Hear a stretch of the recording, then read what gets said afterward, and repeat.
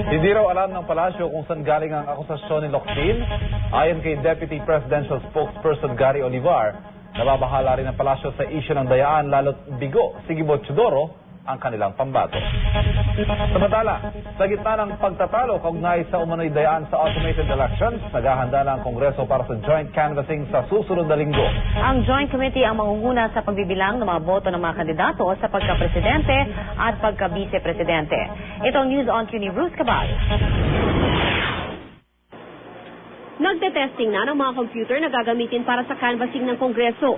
Lunes, magbubukas muna ng sesyon ng hiwalay ang Kamara at Senado. Ipapasa ang rules para sa canvassing at magtatalaga ng tig-siyam na miyembro ng Joint Canvassing Committee. Ang Senado magkukokus muna para magtalaga ng miyembro. Buo na ang komite sa Kamara. Sa Martes ang Joint Public Session kung saan i-adapt ang rules. Ang Joint Committee na ang mangunguna sa canvassing.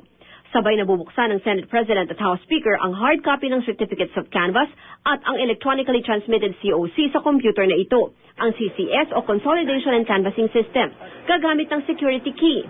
After inserting the card, it will ask for required passwords.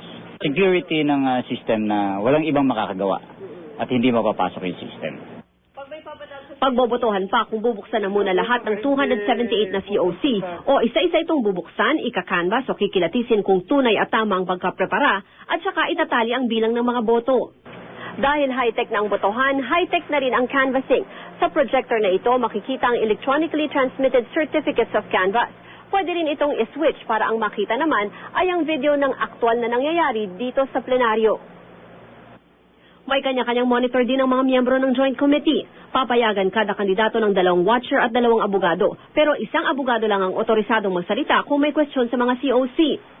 Nasa draft rules na rin na sa mga di magkatugbang COC na hard copy at electronically transmitted, pwedeng tignan ng Joint Committee ang election returns para malaman ang tamang bilang ng boto. Pag natapos ang makanvas, gagawa ng final report ang Joint Committee kasama ng resolusyong magdedeklara ng nanalong presidente at vice-presidente. Pagbobotohan ito sa isang joint public session at pag inaprubahan ng mayorya ng Senado at Kamara, saka na ipoproklama ang President at Vice President-elect. Target daw ng Kongresong matapos ang canvassing bago mag-adjourn sa June 4. We will try to make it fast, but we are not going to sacrifice, as I said, accuracy with speed. But we can assure the nation that we will finish it on time to proclaim a President and Vice President before June 30. Ruth Cabal on Q sa Balita.